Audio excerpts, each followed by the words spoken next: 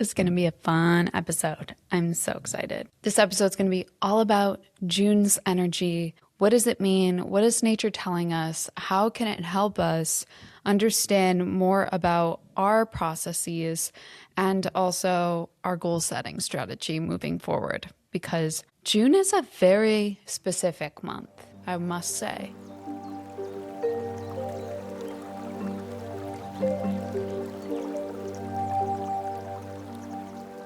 Hello, and welcome back to another episode of the Twenties Detox. I'm Bianca, your host, where we dive into all the things that I'm learning and unlearning in my 20s to elevate this decade. Make sure to follow along. I post an episode every single Tuesday relating to seasonal guidance or for people in their 20s. Tune the clock. I'm also trying to hit this goal of reaching 100 reviews on Spotify, so only if you've been listening to a few episodes and you know a little bit about how you feel about the show, a review would be amazing. If you are new here, something that I talk about with seasonal guidance, what does it mean? It essentially is about aligning your life with the seasonal energies, especially because I'm Canadian, I live in Canada, and we are so influenced by the seasons so greatly. Every single season looks very different, and we overlook that influence when it comes to our energy, when it comes to what is pulling us into different creative things, whether it is more professional based, personal based, more inner child focused, non-inner child focused. Like, there are so many different things happening in nature that influence that. And the reason for why I started living this way is to once and for all, like the buzzword burnout, to try and not burn out while also remain this ambitious energy, this like creative energy inside of me. So in winter, it's really to dedicate 90 days to hibernation, creative endeavors related to not having goals there, because the whole point is to reconnect with our real sense of worth that is not tied to success or planning or goal setting, like any of that. It's really to reconnect with ourselves and our greatest desires and to give us permission to rest and rejuvenate, because without that, we don't have like a reserve of creative energy that's big enough to propel us through the following seasons. And spring, as I've been mentioning in the last few episodes, it is a time of massive momentum. It's a time to act now, think later. And the thing about spring that I've always really disliked is how dreary it can be, and wet and cold and fluctuating. It's been a very gloomy April, especially for Canadians that live in Ontario. It's not been nice. It's been honestly more like May showers brings June flowers. Like, I don't even know what is going on with Mother Nature lately, but we have to honor her. We have to know how to use that for our benefit. So the blooms this year have been a bit delayed. They haven't come out as early as they normally would. But what is happening is everything around us is looking very vibrant, and it's only going to continue to be more vibrant in these next few weeks, but that doesn't last. That's another aspect of spring energy. Successful things can come just as fast as they can go. The blooms, the vibrant green doesn't last all year round. And what happens through the rest of the season is more sustainable growth, and that's a different energy for summer. But as our last month of spring, I actually tend to align it all more with the fiscal quarters than just what the equinoxes are in the solstice, because around June 21st, that is the switch over to summer. However, I tend to just like honor spring for this whole next month. And then come July 1st is when I really like get into the summer activities. I also feel like it aligns a little bit more with our Canadian systems here, because we finish school at the end of June. For Canada Day on July 1st, that is usually like the start of the summer for us. So it's how I enjoy starting it. However, if you feel more aligned to align with like the equinoxes and the solstices, then that might be better for you. So the vibrancy of June, that's an important thing here. June has a way of showing us our greatest desires. Because of the vibrancy, it is almost like a period of time in the year where we have rose-colored glasses on. When we look at how amazing life is and beautiful life is. All nature is coming out of hibernation. We're seeing a lot more of the birds on our grass, our front lawn. The blooms are coming out. The lilacs are kind of blooming outside the window that I'm looking at right now. And that doesn't last all year. I'm rereading A Court of Thorns and Roses. And the very first book is within the spring court. And I felt like it aligned really well with what's happening outside, because you kind of forget, unless you lived in the vibrancy of spring all year round, how vibrant it really is. Everything smells so amazing because the flowers have just bloomed. Everything is so bright out. I know I keep saying that, but it's it literally looks like you turned up the saturation like we normally do on all of our phones when we take photos the rest of the year. That's what it looks like right now. I was thinking about that. And how amazing is it that we get to experience that? And what does that do for internal systems? What it does is it starts to naturally have us also look at these inner vibrancies, our inner desires. Just like the fall time when we have darker times, shadows, because the fall is the darkest times of the year, alongside early winter. But even the fall is very dark and we don't have the snow to bounce off any light. It's very dark. So we're faced with our shadows more in the fall time. But spring is pretty wonderful. We're faced with our desires. We're faced with things that we would really love to have in our life. I think what's funny is, collectively, as I've been talking to people, even if they are not aligning their life with the seasons, they're still feeling this energy of, I am on this momentum of life and I have lost track of days. If you've also been feeling that, let me know. If you've been kind of on go, go, go mode and lost track of days, even the hours. I'm forgetting to eat lunch because I'm oh my gosh, it's 4:00. I'm forgetting it to make dinner time because it's light out at 8:00 now instead of 4:00. I feel like I'm all turned around. That really is spring's energy working its way into our subconscious, because we are just given this momentum. We are literally given this energy to go and be able to do so much more than we were able to do in the winter. And so naturally we kind of lose sense of time. We are just on this roll, quite literally, we're rolling through this process.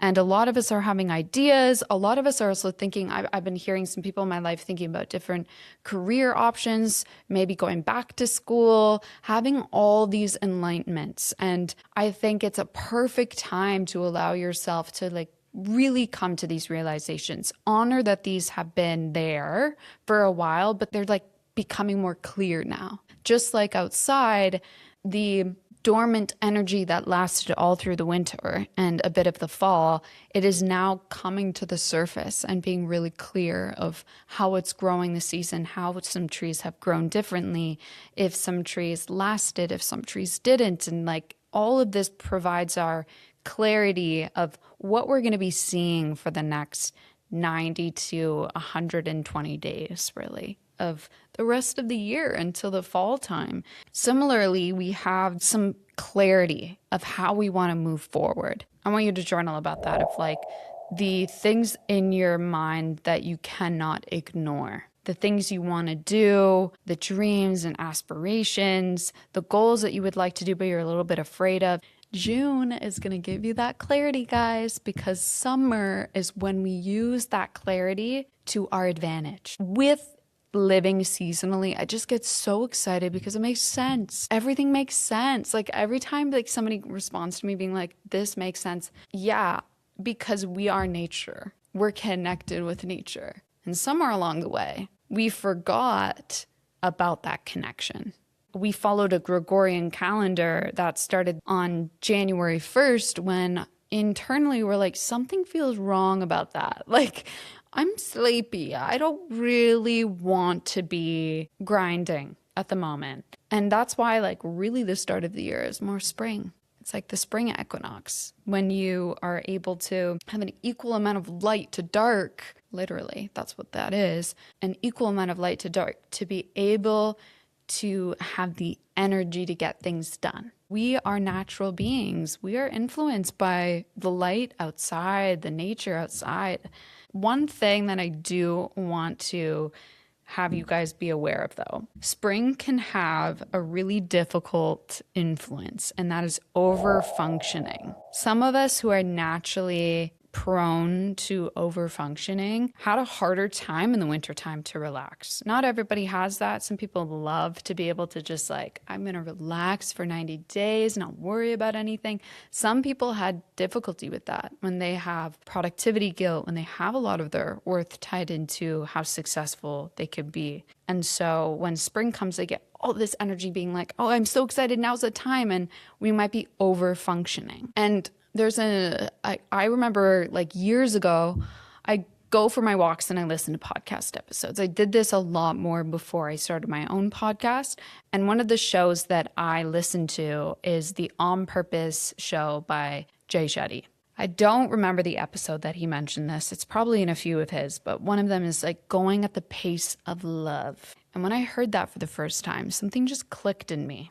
I couldn't describe it. I just felt like so connected to that line. Going at the pace of love. Are you going at the pace of love? Or are you rushing? And I think this over functioning, this rushing is because you are not going at the pace of love. You're going out of duty instead. You're going out of I should be doing this. I need to be doing this. Instead of I want to. I'm excited to. I love to do this. Although spring can really slingshot us into this like fast momentum, I do feel like a part of why some of us are losing track of the days, losing track of the time is like we're slipping into these habits of over functioning because spring is the time of like goal setting and getting things done. And if we haven't really been also working on our relationship with goal setting and how worth can be tied to that, we can slip into overdoing things pretty quickly. I definitely fall victim to that quite a lot of over functioning because I want to seem really successful. I want to seem like I'm doing really well and holding it all together. And to my downfall, then I might get sick. Then I might not have the energy to go see my friend. Maybe I won't be able to do what I want to do after work. And I feel like it is really important, even in spring, to keep scheduling fun, keep scheduling play and rest when you are not working on something. It is not in a macro lens like we did in the winter season where we took a long time off from goal setting, but more on like micro and meso lenses. So what does that mean? A meso lens is like your evenings off, your weekends off. And micro can be scheduling that lunch, having that reminder to have that lunch, having that 5-minute break after you've worked for like 3 hours straight to just get some fresh air, get some sun on your skin, go for a 10-minute walk. Those are micro breaks because we need that to have ourselves functioning properly. We need it. Where do we see this in nature? With like flowers blooming. If we sped up like a time lapse of how flowers open and close and how the blooms move. Like they are using their time wisely when the sun is out, and then when it goes down, then they might retract and turn inward. Even in nature, during such a fast-paced time for spring, when the blooms are growing as fast as they ever will for the rest of the year, they even take breaks, right? So like we need to have those breaks too. And those breaks are acts of love to reconnect ourselves back to the pace of love so that when we are working towards our creative projects, when we're working towards something that we're wanting to do to better ourselves, we are not falling trap of, I'm doing this out of duty. One of the things that I've been doing for myself lately, because a big part of my work, my job, is to be on social media and create on social media, not just for myself, but also my clients, is on the weekends, I've decided to delete the apps. I've deleted them off my phone. I don't want to see them. When I'm able to do that, I'm able to reconnect to what matters. I think it can be really, really, really easy when, life gets busy. We're in this momentum. It's hard to slow down a little bit. And we want to remain stimulated. And a way that we do that is by scrolling on social media. by scrolling and losing our track of time. And I almost think about like what Miley Cyrus said in one of her interviews where she said like it's being on your phone is like watching TV. If somebody sat and watched TV for 8 hours, they'd be lame. Like they wouldn't be cool. I get a bit frustrated with myself as well. Like when I'm on my phone and somebody's talking to me, or I grab my phone on a 5-minute break when I could go outside. Like, what am I doing? Why am I on my phone? Why am I scrolling on social media? It's not more interesting on social media than it is outside in nature, you know? And I feel like creating those systems in place of, okay, I'm recognizing I need this break. How am I going to make this easier for myself? That's kind of like a part in my workbook, Align Your Life with the Seasons, where I guide people on like creating good systems for their habits so that it sticks. And one of them for me is like, okay, I need to start getting it off my phone. Like I need to delete these apps off my phone.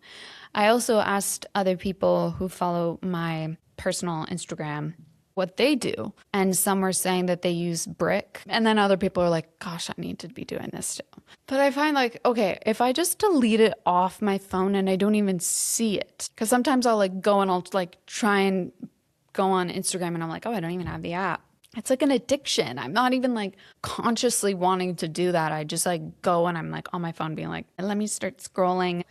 Also, do you guys ever find yourself like, I want to look up I'm laughing because I literally said out loud being like, oh my gosh, Bianca, this is so bad. I wanted to go and look up like a makeup tutorial. Okay, say I was like looking up like how to do my makeup like Hailey Bieber. I went on Instagram and I didn't even have the chance to look up that line because I got too distracted and found the explore page and started like doom scrolling. And then I like stopped myself being like, wait, what was I supposed to? Oh, right. I was supposed to look at like that makeup tutorial. And I literally told myself, and I looked in the mirror being like, Bianca, this is so bad. Please say out loud that you're about to do something because it's so difficult. It's not our fault, guys. Like the way that these systems are put in place on social media, it's an addictive platform. All of them are. And I do think to be able to like speak out loud being like, I am just going to look up this one thing and I'm going to keep talking until I find it. It like brings us out of this like suction into that world, you know, like,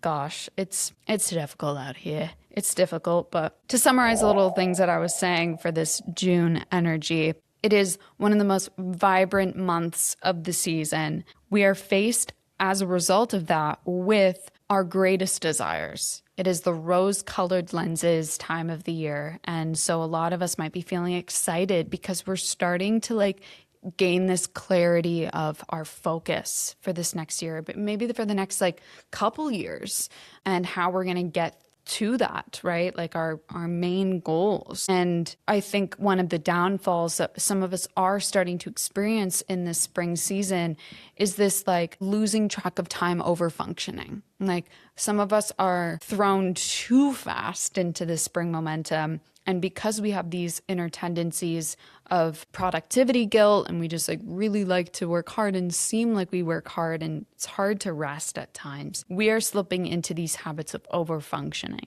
And it's important to have certain systems in place where you have micro rests, meso rests, you have systems where you delete certain things off your phone or you're scheduling certain things, or maybe you're seeing people, maybe you schedule a time to go see a friend at a certain time every week so that you are allowing yourself to take moments of rest and reconnect with the pace of love. That is where we should be doing things because even nature outside, like I said, goes at the pace of love. They're not trying to bloom through the night because they might not last through the summer if they did that. They're being strategic with their energy and they're making sure that, you know, when it's light out and the sun is out, I'm going to be making sure that a lot of my energy is put down for these 8 hours, not 13 hours, 8 So, yeah, it's good to remember that. If you did like this episode, I'm going to just try and remind you, please check out my seasonal workbook. It's one of the most simple ways to support the podcast and what I do, because I don't know if you noticed, I don't really do a lot of sponsorships around here. I'm very, very mindful of what I would like to promote on my platform because I want to make sure it stays with my values. My values are very specific and are not super mainstream and easy to sponsor. So that's why I like to create some of my own works and sponsor with my own products so that you guys are able to dive a little bit deeper as to what I share.